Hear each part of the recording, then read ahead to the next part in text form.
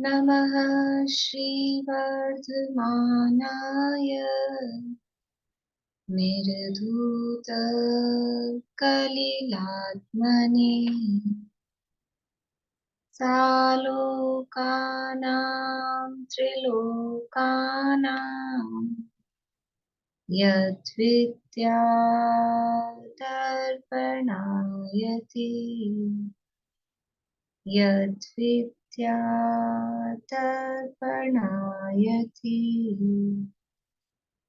सकल पापमल प्रक्षालक श्रीवर्धमान को करूं नमन लोकालोक प्रकाशित करने जिनकी विद्या है दर्पण जिनकी विद्या है दर्पण।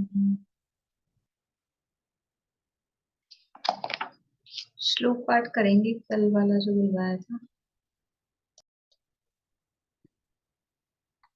रत्नकरण शावकाचार्य नामक ये ग्रंथ है, आचार्य समंत भद्रदेव स्वामी द्वारा रचित।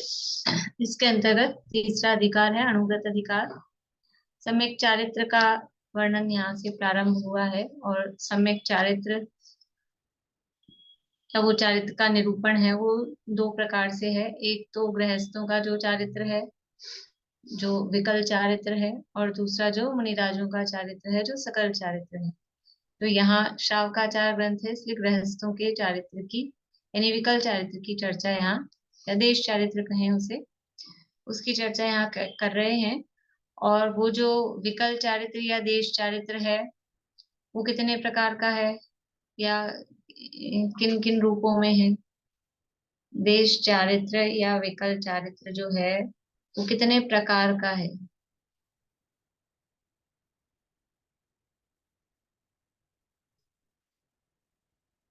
बोलिए सरोज। देश चारित्र 3 प्रकार का है, अनुव्रत, गुणव्रत और शिक्षाव्रत। बहुत बढ़िया। अनुव्रत, गुणव्रत और शिक्षा शिक्षाव्रत। व्रत। अनुव्रत कितने हैं, गुणव्रत कितने हैं, शिक्षाव्रत कितने हैं? स्नेहलता जी। अनुव्रत 5 है, शिक्षाव्रत 3 है और तीसरा था अनुव्रत, शिक्षाव्रत और दिग्व्रत। दिग्व्रत 3 है। नहीं, दिग्व्रत देशव्रत और अनर्थन व्रत। सो क्या पढ़े? अनुव्रत, शिक्षाव्रत और नहीं, शीला भी बोलिए।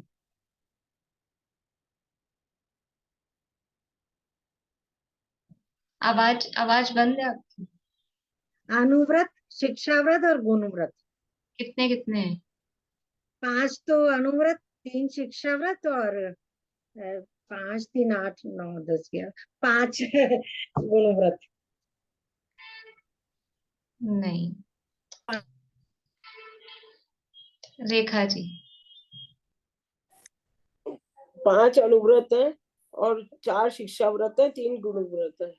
हाँ, क्रम उल्टा पुल्टा किया था, आपकी संख्याएं भी गलत संख्या तो उसी जगह रखी, नाम आगे पीछे कर दिए, वो सब गड़बड़ हो गया। अणुव्रत, गुणव्रत, शिक्षाव्रत ये क्रम दिया ना, अणुगुण शिक्षाव्रतात्मकम।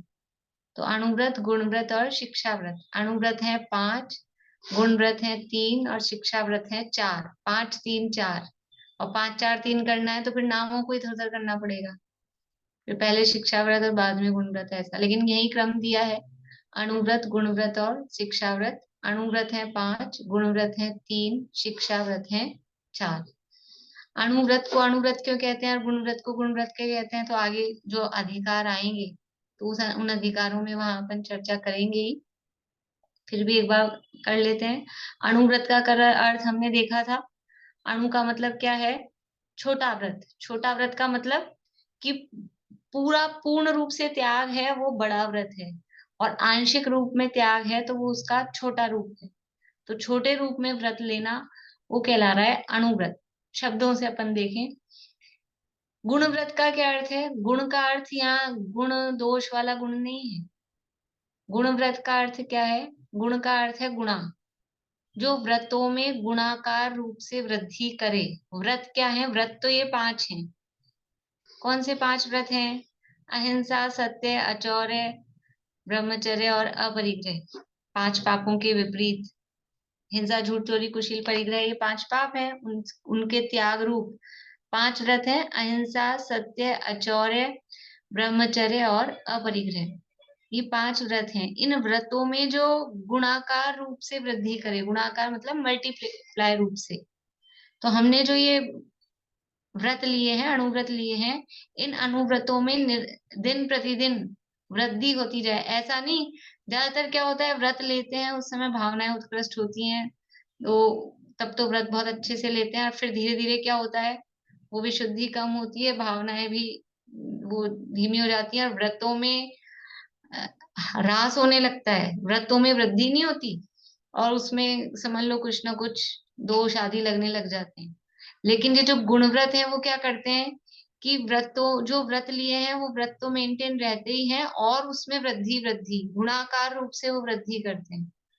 हम जब पढ़ेंगे तब आगे और स्वरूप देखेंगे किस तरह से उन्हीं व्रतों में ये गुण व्रत के माध्यम से उन्हीं व्रतों की जो क्वालिटी है वो बढ़ती जा रही है, तो वो कहलाते हैं गुण व्रत। और तीसरा है शिक्षा व्रत। शिक्षा व्रत का मतलब क्या है, जो शिक्षा देने वाले व्रत हैं। शिक्षा देने वाले व्रत हैं मतलब सारे ही व्रत शिक्षा देते हैं, लेकिन ये स्पेशली शिक्षा व्रत क्यों कहला रहे हैं कि जो मुनि बनने की शिक्षा देते हैं, जो व्रत मुनि बनने की शिक्षा देते हैं उन्हें शिक्षा व्रत कहते हैं। यद्यपि सारे ही व्रत मुनि बनने की शिक्षा देते हैं, लेकिन फिर भी विशेष रूप से जो 4 यहाँ बताए गए हैं उनमें मुनि बनने की विशेष रूप से समझ लो हमको अभ्यास होता है, या शिक्षा मिलती है, या प्रेरणा मिलती है, इसलिए उन्हें शिक्षा व्रत कहते हैं। ये 3 प्रकार के व्रत श्रावक के या जो विकल चारित्र है उसके 3 प्रकार के व्रत होते हैं: अणुव्रत, गुणव्रत और शिक्षा व्रत। ध्यान रखना है, अणुव्रत, गुणव्रत और शिक्षा व्रत। अणुव्रत है 5, गुणव्रत है 3, शिक्षा व्रत है 4। अभी नाम आगे आगे आएंगे। यहाँ पर 5 अणुव्रतों की चर्चा कल अपन ने की थी कि प्राणों का वियोग करना, घात करना यानी हिंसा, और वितथ व्याहार। वितथ व्याहार यानी, वितथ यानी झूठ, व्याहार यानी वचन बोलना, असत्य वचन बोलना, झूठ वचन बोलना, जिसे हम झूठ ही बोलते हैं शॉर्ट में। हिंसा, झूठ, इससे यानी चोरी, काम अर्थात मैथुन का परिणाम, और मूर्छा अर्थात परिग्रह। ये क्या है, ये 5 पाप हैं। इन 5 स्थूल पापों से व्युपरमणम, विरक्त होना, उनका 5 पापों, स्थूल जो पाप हैं स्थूल रूप से उनका त्याग करना, वो अणुव्रत कहलाता है। काफी चर्चा कल अपन ने कर ली थी। और ये जो 5 पाप हैं इनके लिए विशेषण दिया है। ये 5 पाप कैसे हैं, पाप आने के बड़े बड़े नाले हैं, बड़े बड़े द्वार हैं, बड़ी बड़ी नालियां हैं, इसलिए उनके त्याग के रूप में अणुव्रत की चर्चा की है। अब अहिंसा अणुव्रत का स्वरूप कहने वाला श्लोक कहते हैं। श्लोक नंबर है 53, पेज नंबर है 89 रत्नकरण शावकाचार्य में।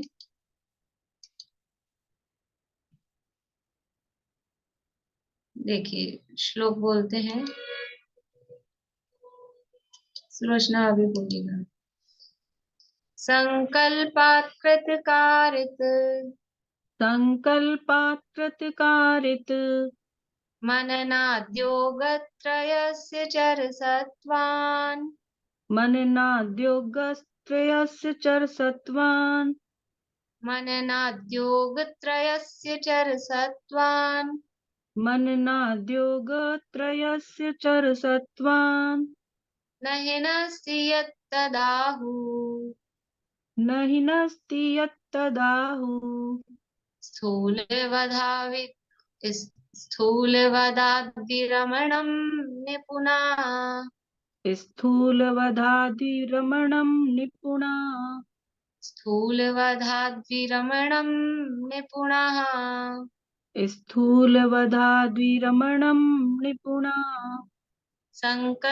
संकल्पात् कृतकारित मननाद्योगत्रयस्य चरसत्वान् न हिनस्ति यत्तदाहुः स्थूलवधाद्विरमणं निपुणः। संकल्पात् कृतकारित मननाद्योगत्रयस्य चरसत्वान् न हिनस्ति यत्तदाहुः स्थूलवधाद्विरमणं निपुणा।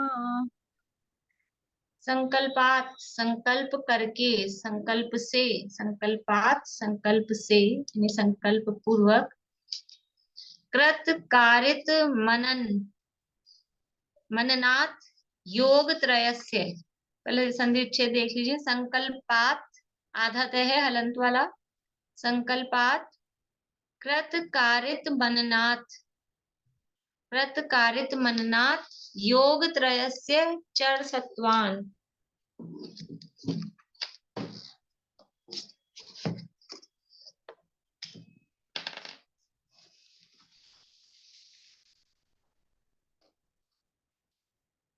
देख लीजिए शब्द संकल्पात,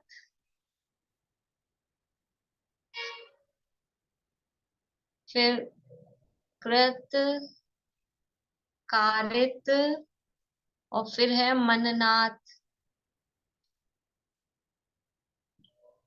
इसके बाद में है योग, योग त्रयस्य। ठीक है, आगे तो चर सत्वान है। तो ये आधा तय और ये कृत, तो ये तय तो आधा ही है, बस हलंत हटके वैसा जुड़ा है, तो आधा तय और कृ, इस तरह से संकल्पात कृत वो लिखा है। ठीक है, और यहाँ पर कृत कारित ये है मननात् और है ये योग, तो इन दोनों की संधि होके क्या बन गया है उधर, मननात् योग। ये है, और ये द, त को द भी बनाते हैं आधा द, तो आधा द और यह मिलके ये द्योग, मननाद्योग। ठीक है, और त्रयस्य चर सत्वान। तो शब्द क्या है, मननात् योग, शब्द ये है मननात् योग चर सत्वान न हिनस्ति, और इसमें भी है यत तदाहु, यत तत्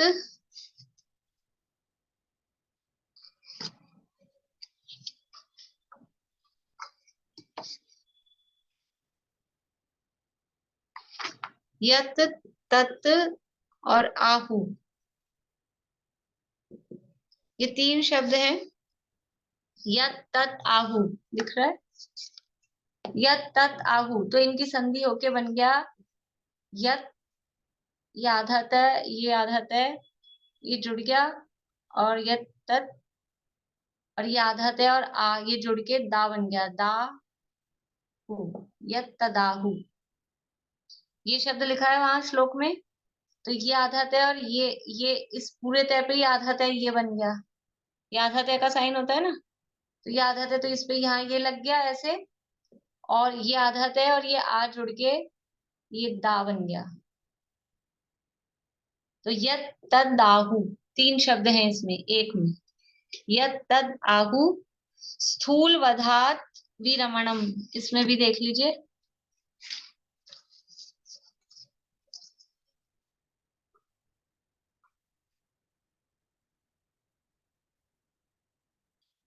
स्थूल वधात और विरमणम।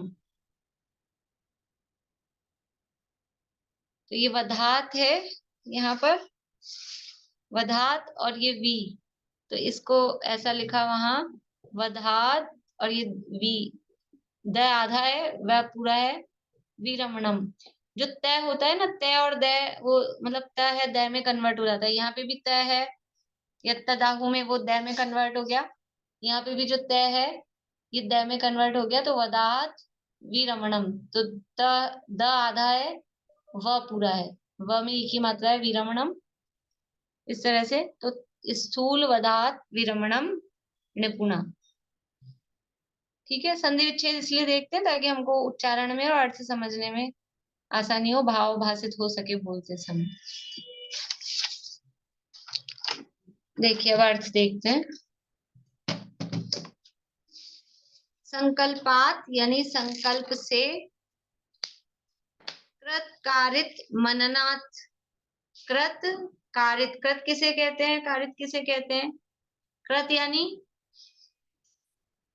बोलिए शेषन, जय जिनेन्द्र, ये कौन सा बुक है? रत्नकरण शावकाचार्य। बुक आ गया। और कौन सा गाथा है? ये है 53 नंबर का श्लोक है, पेज नंबर 89। 89 53 श्लोक, ठीक है। हाँ। कृत यानी करना, अपने हाथ से करना, वो कहलाता है कृत। कारित, कारित यानी दूसरे से करवाना। कृत यानी खुद करना, कारित यानी दूसरे से करवाना। खुद ने खुद कर रहे हैं, किया था, करेंगे, वो सब कृत में। दूसरे से करवाया था, करवा रहे हैं, करवाएंगे, वो सब है कारित में। और मननाथ, मननाथ का मतलब है मन से। मन से का मतलब है, इसका भाव क्या निकालेंगे, अनुमोदना। क्योंकि अनुमोदना कहाँ से होगी, अनुमोदना होगी वो मुख्य रूप से मन से। मन में भी विचार आ गया कि अच्छा काम हो रहा है, तो वो अनुमोदना के अंतर्गत आएगा। तो कृत, कारित और अनुमोदना। यद्यपि अनुमोदना मन वचन काय तीनों से होती है। ये मननाथ योग त्रय से लिखा है ना, मननाथ यानी मन से, मननाथ मतलब वो अनुमोदना, और योग त्रय से यानी तीनों योगों से, मन वचन काय से। तो मन वचन काय से खुद करना, मन वचन काय से दूसरे से करवाना, और मन वचन काय से अनुमोदना करना। अब खुद करेंगे तो मन वचन काय से कैसे करेंगे खुद करना, मन वचन काय से तीनों को दिया है, देखो इसमें एक साथ। संकल्पात कृत कारित मननाद योग त्रयस्य, मन वचन काय पूर्वक कृत कारित अनुमोदना रूप संकल्प से। यानी मन वचन काय और मन वचन काय से कृत कारित अनुमोदना रूप संकल्प से। तो मन से करते हैं अपन, मन से करते हैं क्या कोई काम, या जितने काम काया से नहीं करते उससे ज्यादा तो मन से ही करते हैं, पता नहीं क्या क्या करते हैं। तो स्वयं करना, कृत लेना है, कृत मन से स्वयं करना। फिर है मन से कारित, मन से करवाते हैं कि नहीं, ये मन में ही विचार करते रहते हैं, भले ही बोले ना बोले, बोल पाए ना बोल पाए, लेकिन दूसरों से, किसी से काम हो जाए ऐसा मन में करवाते रहते हैं। और अनुमोदना, और जब कर रहे हैं और करवा रहे हैं तो अनुमोदना तो उसमें है ही, और नहीं कर रहे, नहीं करवा रहे, लेकिन दूसरा कर रहा है तो मन में उसकी अच्छा है, बढ़िया है, ऐसा करके अनुमोदना का भी भाव। इसी तरह से मन से करवाना, वचन से करवाना, नहीं ये तो करवाने का तो आ गया ना, मन कृत, मन की बात आ गया। वचन से खुद करना, वचन से करवाना, और वचन से अनुमोदना करना। तो खुद हम वचनों से कह रहे हैं, कर रहे हैं, कोई बात बोल रहे हैं। कोई बात बोलने की भी, एक तो अपन खुद बोल दो डायरेक्ट, जैसे किसी को कुछ भी कहना है कि इनको ये कहना है कि आप ये खा लो, तो अपन ने खुद ने बोल दिया। और अपन ने नहीं बोला, किसी को कहा, बच्चे को कहा कि इनको ऐसा कह दो कि ये खा लो, तो ये कारित हुआ। और मन में ही वो उसको वचन से ही अनुमोदना करी, कहा नहीं, किसी को खाने के लिए, लेकिन कोई खा रहा है तो उसकी वचनों से अनुमोदना करना, बढ़िया अच्छा खा रहे हो, उदाहरण है खाने की, मतलब किसी भी चीज की अनुमोदना करके ऐसा। तो ये वचनों से कृत कारित और अनुमोदना। शरीर से कृत कारित अनुमोदना किस प्रकार से होगी, कि कोई काम खुद ने कर लिया फिजिकली, है ना, तो जैसे खुद ने ताली बजाई तो ये हो गया कृत। दूसरों का ताली बजाओ, वही सब लोग, तो दूसरों से ताली बजवाई, ये कारित। और कोई ताली बजा रहा था तो अपने को अंदर ही अंदर प्रसन्नता हो गई कि अच्छा है, तो ये मन में उसकी फिर इस तरह से अनुमोदना हो गई। शरीर से अनुमोदना नहीं, फिर शरीर से अनुमोदना करनी है ना, तो शरीर से अनुमोदना कैसे, कि हाँ ये भी शरीर से अनुमोदना है, जो हमने ताली बजाई ना, ये शरीर से अनुमोदना है। और शरीर वहां शारीरिक रूप से कहीं उपस्थित हो गए तो वो कृत के अंतर्गत भी आ जाएगा। और दूसरों से कह के अपने शरीर का बॉडी एक्सप्रेशन इस तरह के दिखा के दूसरों से करवाना, हमने इशारा किया, कुछ हाथ के इशारे किए, कुछ आंखों के इशारे किए, तो वो कारित के अंतर्गत चला जाए। तो इस तरह से ये संकल्पात, संकल्प से, कृत कारित और मनन यानी अनुमोदन, अनुमोदना से, योग त्रयस्य, तीनों योगों से, मन वचन काय से, चर सत्वान, चर यानी त्रस, सत्व, सत्व यानी जीव। बोलिए सेजल। ये आप पेज दिखाओगे क्या? ये नहीं मिल रहा है बुक में। रत्नगंज शाखाचार, रत्नगंज शाखाचार मोटी वाली है आपके पास? हाँ है मेरे पास। ये वाला पेज है, देखिए 53 श्लोक है, पेज नंबर 89 है, ये 89 नंबर। एक बार 53 श्लोक है क्या? एक बार दो। हाँ 53 श्लोक है। तीसरा चैप्टर चल रहा है क्या? हाँ, तीसरा चैप्टर। ठीक है ठीक है तो मिल ठीक गया? है। हाँ ठीक। हाँ मिल गई। तो चर सत्वान, चर का मतलब है त्रस, सत्व यानी जीव, सत्वेषु मैत्री, सत्व का मतलब प्राणी मात्र, जीव, और चर का अर्थ है यहाँ पर त्रस। देखो, चर और अचर दो शब्द आते हैं, तो हर जगह त्रस, चर का अर्थ त्रस नहीं होता है हर जगह। कहीं तो चर का अर्थ होता है चलने वाले, शब्द अर्थ से देखें, और ज्यादातर कहीं कहीं चराचर शब्द आता है, चराचर जगत, चराचर जगत ऐसा शब्द देखा सुना होगा आपने जिनवाणी में। तो वहां चराचर का अर्थ होता है चर यानी जीव, अचर यानी अजीव। जीव अजीव में सारे पूरे द्रव्य आ गए, जीव अजीव कहने में, और सारा जगत आ गया कि नहीं आ गया, षड द्रव्यात्मक लोक आ गया चराचर जगत कहने में। केवली भगवान चराचर, समस्त तीन लोक तीन काल के चराचर समस्त पदार्थों को जानते हैं, ऐसा शब्द आता है। तो चराचर का मतलब वहां पर है चर यानी जीव, अचर यानी अजीव। यहाँ पर चर का अर्थ जीव नहीं ले रहे अकेला, ये जो कह रहे हैं कि संकल्प पूर्वक कृतकारित अनुमोदना से, मन वचन काय से, जो चर सत्वान न हिनस्ती, चर सत्वान यानी चर जीवों को न हिनस्ती, उनकी हिंसा नहीं करता है।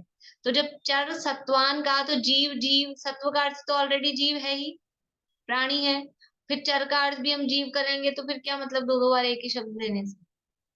तो यहाँ चर शब्द का अर्थ क्या है?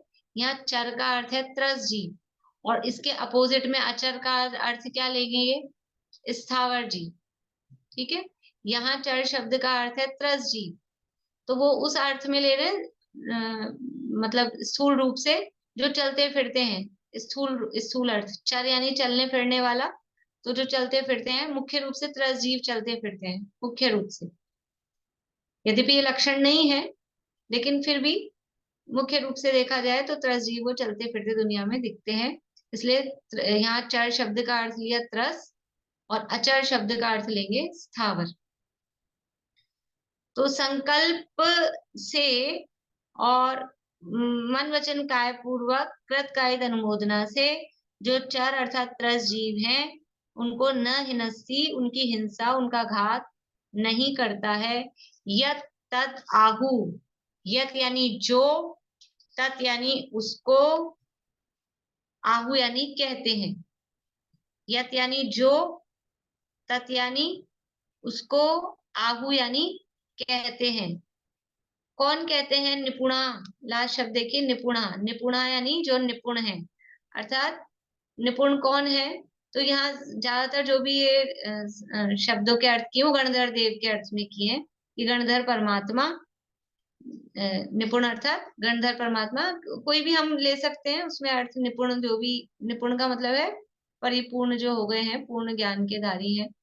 तो चार ज्ञान के धारी गणधर परमात्मा अथवा केवल ज्ञानी परमात्मा, भगवान, जो भी अर्थ हम लेना चाहे, आचार्य, उसको कहते हैं। क्या कहते हैं? स्थूल वधात विरमणम, स्थूल वध, वध यानी हिंसा, और वधात यानी हिंसा से, स्थूल हिंसा से, विरमण यानी विरक्त होना, मतलब स्थूल हिंसा का त्याग, अर्थात अणुव्रत, अहिंसा अणुव्रत, स्थूल हिंसा का त्याग उसे अहिंसा अणुव्रत कहते हैं।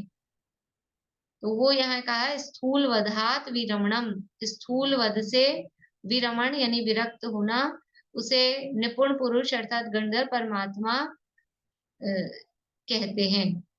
फिर से देख लीजिए, संकल्पात संकल्प से, कृत कारित मननात, कृत से कारित से और अनुमोदना से, योग त्रयस्य तीनों योगों की, मन वचन काय योग की, मन वचन काय योग की, कृत कायित अनुमोदना और संकल्प से चर सत्वान त्रस जीवों को न हिनस्ती नहीं हिंसा करता है, उसे गंधर्व परमात्मा स्थूल वध विरमण व्रत कहते हैं, यानी उसको अहिंसा अणुव्रत कहते हैं।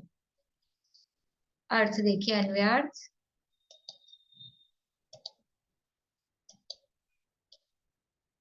जो गृहस्थ मन वचन काय पूर्वक कृत कारित अनुमोदना रूप संकल्प से चर प्राणी अर्थात 2 इंद्रियादि त्रस जीवों का घात नहीं करता है, उसे निपुण पुरुष अर्थात गंधर्व देव स्थूल हिंसा से विरक्त कहते हैं।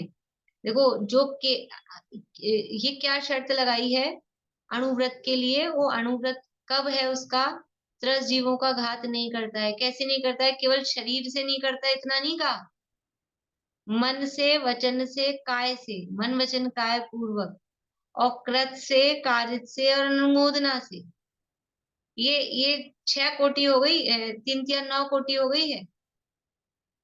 3 मन वचन काय हुआ और 3 कृत कायित अनुमोदना हुआ, तो 3 को 3 से मल्टीप्लाई करो, मन कृत, मन कारित, मन अनुमोदना, 3 हुए।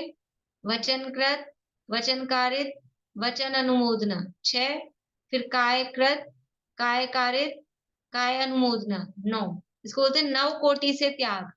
तो जो व्रत लिया जाता है वो व्रत में 9 कोटि से त्याग होता है, मन से भी नहीं, वचन से भी नहीं, काया से भी नहीं, कृत से भी नहीं, कारित से भी नहीं, अनुमोदना से भी नहीं।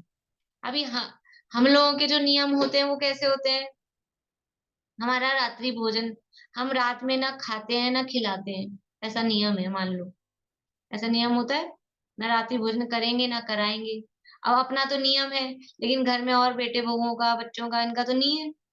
अब कोई आया वो रात में खाता था, हमारा तो नियम है हम तो खिलाएंगे नहीं, तो फिर क्या करेंगी सासू जी, बहू को कहेंगी जवाई जी आए हैं इनके लिए लगा दो। तो ये क्या होगा, ये खुद ने तो नहीं किया लेकिन ये कारित हुआ, करवाया ना, कह के करवाया, और फिर जहाँ कारित हो रही है तो उसमें अनुमोदना तो इंक्लूडेड है ही है। तो ऐसा हमारा जो त्याग है ऐसा नवकोटि पूर्वक नहीं होता, कहीं ना कहीं उसमें इस तरह से स्खलन होता ही है। और भी बातें हैं उसमें, कब का बनाया, कब का नहीं बनाया, मतलब रात्रि भोजन के संबंध में अपन उसी उदाहरण में देखें तो ये जो अहिंसा अणुव्रत वाला है, तो त्रस जीवों की हिंसा का त्याग कर रहा है, त्रस जीवों का घात नहीं करेगा। कैसे नहीं करेगा, अकेले शरीर से ही नहीं, अकेले वचन से ही नहीं, मन से भी नहीं करेगा, वचन से भी नहीं करेगा, शरीर से भी नहीं करेगा, और ना खुद करेगा, ना दूसरे से करवाएगा, ना करवाने की अनुमोदना करेगा। अनुमोदना का मतलब ये है कि जिन जिन जहां जहां त्रस जीवों का घात हो रहा है, यदि उस चीज को यूज में लेना या उसका दूसरों को उपयोग करने के लिए कहना, खुद तो नहीं काम में लेते हैं, दूसरों को हम क्या बोलते हैं, एडवर्टाइजमेंट करते हैं, दूसरों को यूज में लेने के लिए प्रोत्साहन देते हैं, तो वो भी नहीं करना। कहीं कुछ भी इस तरह की जो भी चीजें होती हो, दुकानदारी हो, व्यापार धंधा हो, उसमें भी इस तरह का काम वो नहीं करेगा कि जहाँ त्रस जीवों का घात जिसमें होता हो, तो वो लोग करेगा नहीं, करवाएगा नहीं, करेवे की अनुमोदना नहीं करेगा, न मन से, न वचन से, न काया से। उसको बोलते हैं अहिंसा अणुव्रत। उसके लिए शब्द दिया है स्थूल वधात विरमणम। स्थूल वधात विरमण, इसका मतलब क्या है, अहिंसा अणुव्रत, स्थूल हिंसा से विरक्ति, वो है अहिंसा अणुव्रत। बोलिए अर्चना हाँ, जी। मैं पूछी जैसे किसी ने अणुव्रत धारण कर रखे हैं और जैसे घर में मतलब गेहूं धोने हैं तो पूरी साल के धो के रख लिए, फिर उसमें गेहूं घुन हो गया तो उसको फिर दोष लगेगा ना उसका। हाँ, अब वो वही तो है उसमें, मतलब संकल्प पूर्वक नहीं करना, इसलिए संकल्प से कहा है।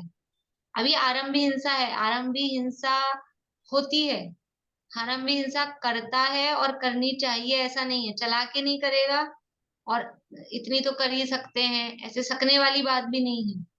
लेकिन अब वो सावधानी रखते रखते भी घर गृहस्थी के कामों में आरंभ होता है, इसलिए आरंभी हिंसा का त्याग नहीं है। और उस आरंभ में त्रसजीवों का घात भी हो ही जाता है, लेकिन उसका भाव नहीं है। वो मन वचन काया से करना नहीं चाहते। देखो ये क्षम्य कब है, ये क्षम्य कब है कि जब पूरी सावधानी रखी गई हो, मन वचन काया से वो पूरी सावधानी से काम करता हो। सावधानी से काम करते करते भी फिर भी ये होते हैं घर गृहस्थी में, जीव जंतु हो ही जाते हैं चीजों में, कुछ भी कहीं भी, तो वो उससे बच नहीं पाता है। और फिर अब समझ लो जल छाना किया, अब उसमें त्रसजीव होते ही हैं, अनछने जल में उसको छाना, फिर उसकी बिलछानी करते हैं, तो भी जीवों का घात तो कुछ ना कुछ हो ही जाता होगा ना। हमारे तो परिणाम रहते हैं, हम जीवानी करते हैं यथास्थान जीव पहुंच जाए, लेकिन फिर भी मर तो जाते ही होंगे कुछ ना कुछ। लेकिन अब वो उसके बिना काम नहीं चल सकता है घर घर गृहस्थी में, पानी के बिना, हवा के बिना, अन्न अनाज के बिना, इनके बिना जीवन नहीं चल सकता है। तो फिर वो, लेकिन पूरे यत्नाचार पूर्वक काम करे तो होता है वो त्यागी नहीं, इसीलिए तो अनुव्रती है, नहीं तो महाव्रती हो जाते। अगर वो कर ही सकते थे तो वो महाव्रती हो जाते। देखिए आगे भावार्थ। यहाँ ऐसा जानना, जो गृहस्थ सम्यक दर्शन सहित हैं, दयावान हैं, हिंसा से भयभीत हैं, त्याग करने की भावना है, त्याग के सन्मुख हैं, तो भी उससे एकेंद्रिय जो पृथ्वी का आदि स्थावर जीव हैं, उनकी हिंसा का त्याग तो बन नहीं सकता है। यद्यपि सम्यक दर्शन सहित हैं, दयावान हैं, हिंसा से डरते हैं, भयभीत हैं, हिंसा नहीं करना चाहते हैं, दया का परिणाम है अंदर, और ऐसे ही नहीं है, सम्यक दृष्टि है फिर भी, और त्याग करने की भावना है, त्याग के सन्मुख है, मतलब छोड़ना चाहते हैं, अंदर से विरक्ति बहुत है, तो भी उससे एकेंद्रीय जो पृथ्वी का आदि स्थावर हैं, उनकी हिंसा का त्याग तो नहीं बन सकता। यदि पहला शब्द क्या दिया है, गृहस्थ, गृहस्थी में रहो और कहो कि हम तो एकेंद्रिय की भी हिंसा नहीं करेंगे, नहीं होगी हमारे तो जीवन में, तो ऐसा संभव नहीं है। एकेंद्रीय स्थावर जीवों की हिंसा का त्याग तो गृहस्थ के तो नहीं बन सकता है। अगर एकेंद्रीय की स्थावर की भी हिंसा का त्याग करना है, इतनी भावना है, तो मुनि ही बनना पड़ेगा। तभी षटकाय जीवन हननते, सब विधि दरव हिंसा टरी। 6 काय के जीवों की रक्षा, 5 प्रकार के स्थावर और एक त्रस, वो कहाँ पॉसिबल है, वो मुनि दशा में ही पॉसिबल है। अगर गृहस्थ है तो स्थावर जीवों की हिंसा का त्याग नहीं बन सकता है। त्रस और स्थावर दोनों की हिंसा का त्याग तो गृह त्यागी जो मुनीश्वर हैं उनसे ही बन सकता है। गृहस्थ के प्रत्याख्यानावरण आदि कषायों के उदय से ग्रह से ममता छूटी नहीं है, फिर भी त्रस जीवों की संकल्पी हिंसा के त्याग से भगवान ने उसके अहिंसा अनुव्रत कहा है। जो गृहस्थ है उसके अभी प्रत्याख्यानावरण आदि कषायों का उदय है। गृहस्थ है, गृहस्थ दशा में कितनी कषाय चौकड़ी का अभाव हो सकता है, घर गृहस्थी में रहते हुए कितनी कषाय चौकड़ी का अभाव हो सकता है।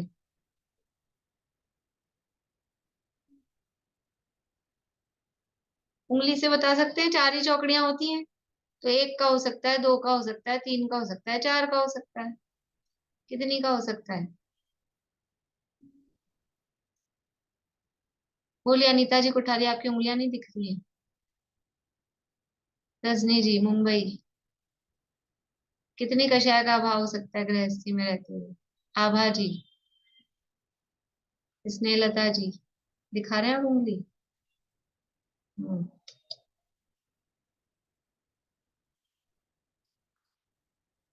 घर गृहस्थी में रहते हुए 2 कषाय चौकड़ी का अभाव हो सकता है। काफी लोगों के सबके सही है। 2 कषाय, 1 कषाय वाला तो घर गृहस्थी में रहता ही है अभी तक, 1 कषाय के अभाव वाला, लेकिन 2 कषाय यानी अनंतानुबंधी और अप्रत्याख्यानावरण का अभाव हो गया तो भी वो घर गृहस्थी में रहते हैं, पंचम गुण स्थान वर्ती। घर गृहस्थी में रहते हैं। गृह त्यागी तो 3 कषाय चौकड़ी के अभाव पूर्वक होता है। इसलिए यहाँ कह रहे हैं 4 कषाय कौन सी है, 4 चौकड़ी, 4 कषाय याद है? बोलिए अनिता जी, 4 याद है? अनंतरमध्ये क्रोधमान मायालोभ, ये तो एक हुआ, 4 चौकड़ी बोलनी है तो अनंतानुबंधी की 4 एक हो गई। अब दूसरी, अनंतरमध्ये प्रत्याख्यान, अप्रत्याख्यान और संजुलन। हाँ थोड़ा क्रम गड़बड़ है। अनंतबंदी, अनंतानुबंधी, अप्रत्याख्यान, अप्रत्याख्यान, प्रत्याख्यान और संजुलन। हाँ ऐसे। अनंतानुबंधी क्रोधमान मायालोभ, अप्रत्याख्यानावरण क्रोधमान मायालोभ, प्रत्याख्यानावरण क्रोधमान मायालोभ और संचुलन क्रोधमान मायालोभ।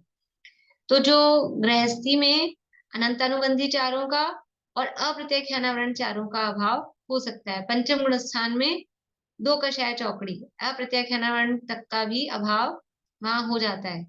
तो ये कह रहे हैं कि गृहस्थ के प्रत्याख्यानावरण आदि कषायों के उदय से, अब 2 का तो अभाव हो गया, अनंतानुबंधी और अप्रत्याख्यानावरण का, तो 2 का क्या है, 2 का उदय चल रहा है।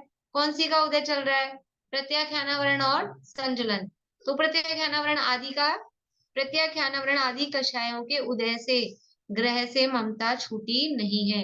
जब तक प्रत्याख्यानावरण कषाय का उदय है तो घर गृहस्थी में कुछ ममत्व, कुछ अपनापन, कुछ कमजोरी की घर छूटता नहीं है।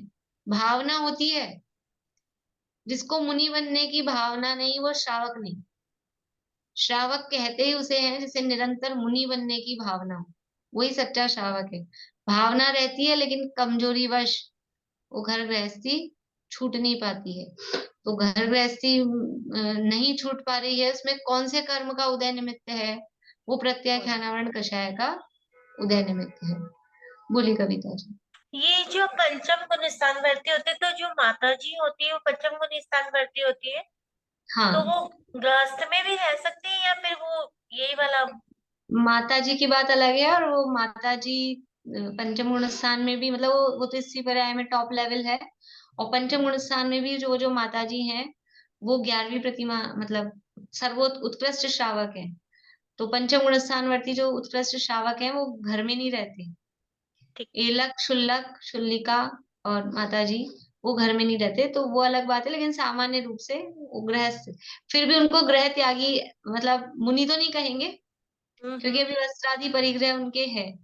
भले ही वो घर में नहीं रहते हैं, संघ में रहते हैं, लेकिन उनको मुनि नहीं कहते। तो वो स्थिति एक अलग है, समझ लीजिए। सामान्य रूप से जो गृहस्थ हैं पंचम गुण स्थानवर्ती तक होते हैं। त्रस और स्थावर दोनों की हिंसा का त्याग तो गृह त्यागी जो मुनीश्वर हैं उनसे ही बन सकता है।